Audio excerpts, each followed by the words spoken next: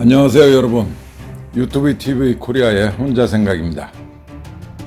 지난번 대통령 선거법 개혁 방송을 올리고 대통령 선거가 얼마 남지 않아 부랴부랴 제2탄 대통령 후보 잘 고르기를 올립니다. 먼저 만약 이 방송을 처음 보신다면 더보기에 정치개혁 제1탄 대통령 선거 문제점과 개선 대책을 보시고 이 방송을 보시면 훨씬 이해가 빠를 거라 생각합니다. 화면 밑보기에 링크 연결되게 해놓겠습니다. 방송을 시작하기 전에 먼저 오늘도 두 가지 화두를 던져봅니다. 첫째는 정확한 판단과 행동은 당신의 미래를 바꿀 수 있다. 또 한 가지는 국민으로서 의무는 다하고 권리는 포기하지 말자입니다. 오늘도 역시 이 두 가지를 잘 생각하시면서 방송을 보아주시기 바랍니다.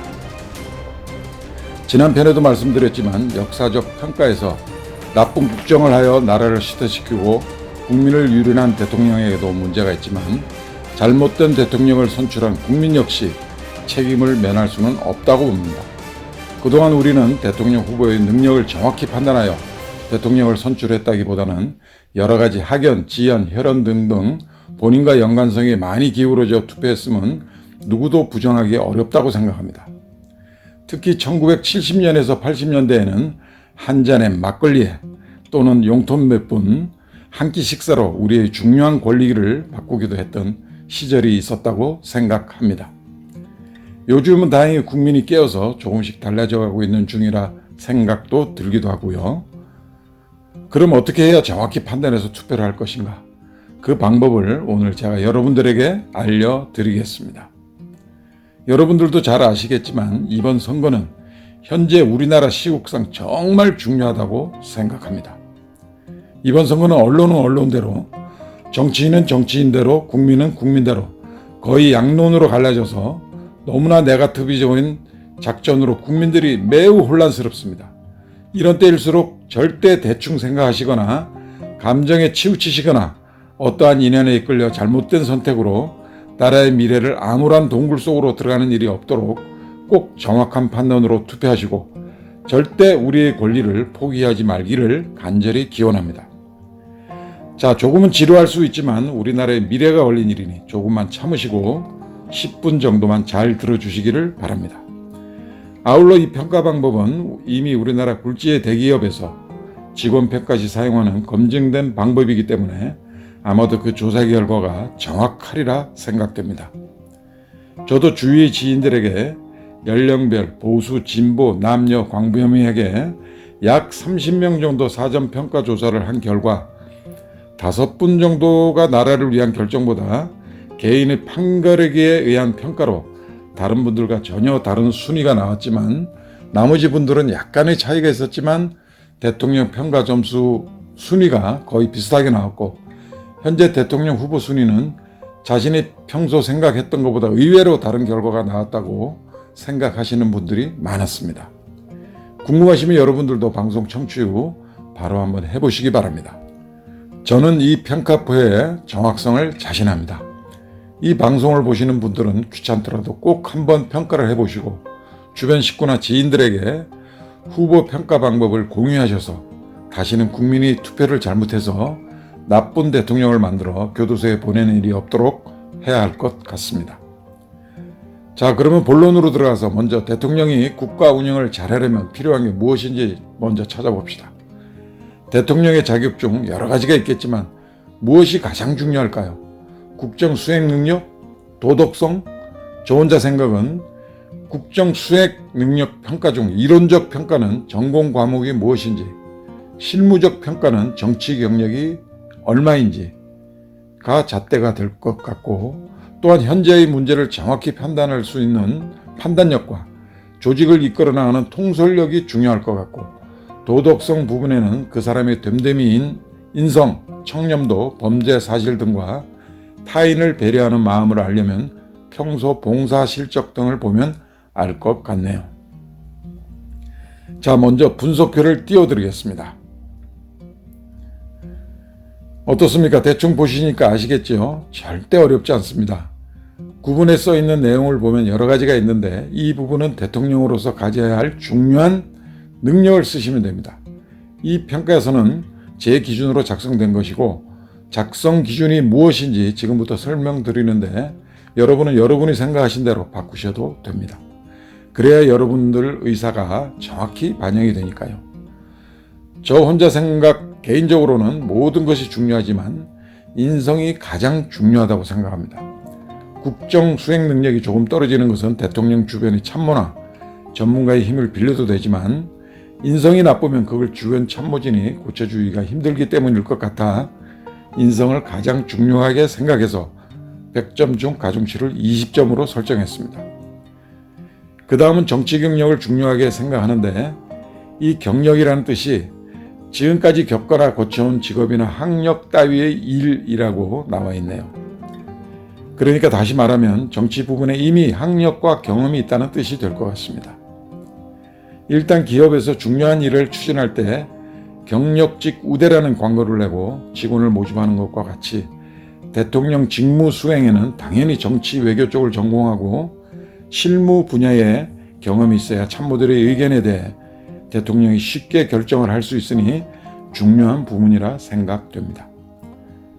저 혼자 생각은 정치 경력 부문 가공치를 역시 20점으로 설정했습니다. 다음은 판단력도 중요한 부분이죠. 어떠한 정책에 대해 결정을 해야 할 때 판단력이 부족하면 잘못된 결과를 초래하죠. 저도 사업을 30년 정도 하면서 지난 일을 되새겨보면 4번 정도 잘못된 판단으로 좋은 기회를 놓치거나 잘못된 사업을 한 경험이 있었습니다. 주로 사업 초반 30, 40대에 그랬는데 아마 이 분석표를 그때 적용해 보았더라면 반은 줄일 수 있지 않았을까 하는 생각도 들 때가 있습니다. 한순간의 판단이 우리 모두의 미래를 좌우하는 것은 누구나 알고 있는 진실이죠.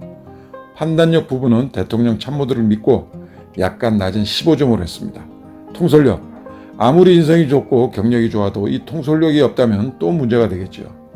역대 대통령 중에 한 분이 이 통솔력이 뛰어난 분이셨는데 그것을 국가 발전에 쓰지 않고 나쁜 쪽에 써서 평가를 좋지 않게 받고 있다고 봅니다. 조직을 일사불란하게 지휘하려면 이 통솔력이 뛰어나야 한다고 봅니다. 통솔력 부분도 15점으로 가중치를 설정했습니다. 다음은 전공 분야입니다. 이 부분은 원래 정치 경력에 포함되어 있다고 생각되어 별도로 설정하지 않으려고도 생각했으나 혼자 생각은 이론적인 부분도 중요하지만 아무래도 우리나라는 전공 분야로 진출하는 경향이 많으니 정치 부분의 사람들을 많이 알게 되어 인적 자원이 될 수 있고 정치 외교와 경영학을 접목하여 최고 15점을 책정한 이유는 경영학이 회사를 운영하는 방법을 가리키는 학문이라 규모는 다르지만 나라 운영하는 데 필요한 여러 가지 과목들의 접목이 가능하다고 생각되어 두 가지를 다 공부한 사람을 가장 높은 점수를 주었고 법률 부문이 경영학보다 2점 낮은 이유는 법률은 너무 법에 대해서만 국한되어 국정 운영의 여러 가지 학문적인 부분에서 약간 약하다고 보아 조금 낮게 책정하였습니다. 어쨌든 전공 분야는 세분화하고 전공별 차이는 작게 하여 이 부분에서 많은 차이는 없도록 설정하였습니다. 다음은 연령입니다. 이게 참 어려운 부분인데요. 나이가 많으면 그만큼 경력도 많고 아는 것도 많아서 도움이 될 것이 분명하긴 한데 제가 느껴본 경험으로는 간단한 일은 65세, 75세까지 가능하겠지만 나라의 운명을 결정해야 하는 중요한 대통령 업무를 하기엔 좀 벅차지 않을까 생각합니다. 물론 사람들마다 조금 차이는 있겠지만 이왕이면 생각과 행동이 빠른 젊은 사람이 좋지 않을까요? 현재 세계의 대통령이나 총리들을 봐도 그런 경향이 많은 것 같고요. 우리나라도 이번 대선은 후보들의 나이가 많이 젊어진 것 같아 좋은 현상으로 생각합니다. 그래서 가중치 점수는 10점으로 세 가지로 나누고 중요한 차이가 아니라 점수차도 적게 하였습니다.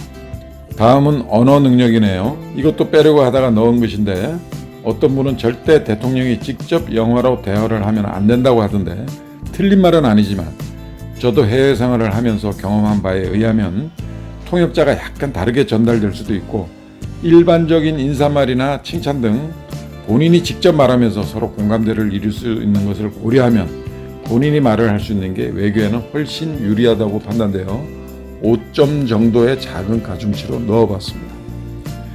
마지막 봉사 시간은 역대 대통령들과 현재 20대 대통령 후보들께서는 대부분 바쁘셔서 잘 못하시고 한 분만 얼마 전 봉사를 하신 것 같은데 어쨌든 이 부분도 대통령의 덕목으로 중요하다고 생각되어 가중치에 5점만 넣습니다.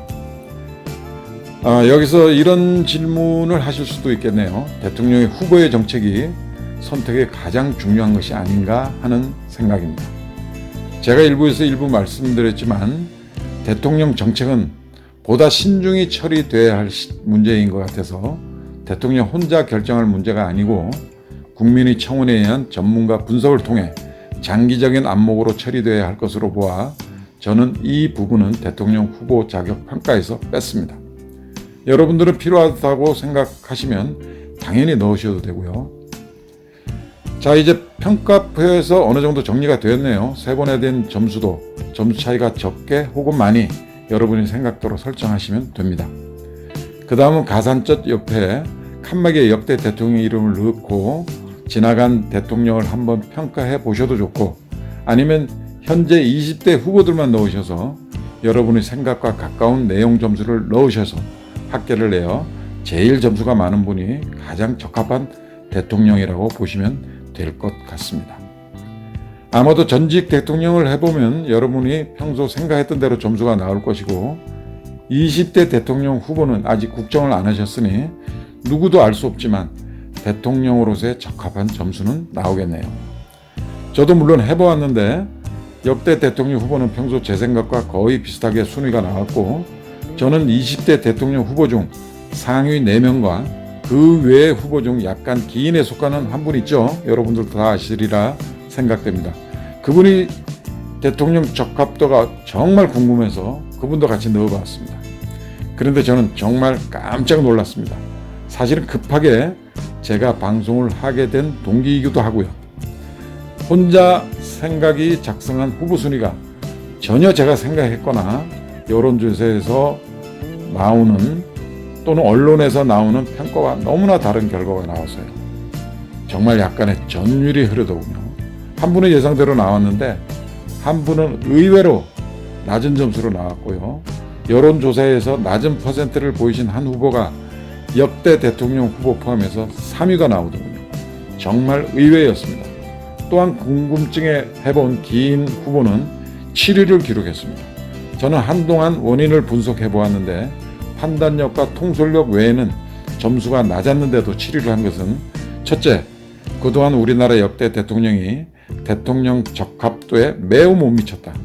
두 번째, 이 기인 후보가 우리가 일반적으로 생각하는 택도 없는 사람은 아닌가 보다라는 것이죠.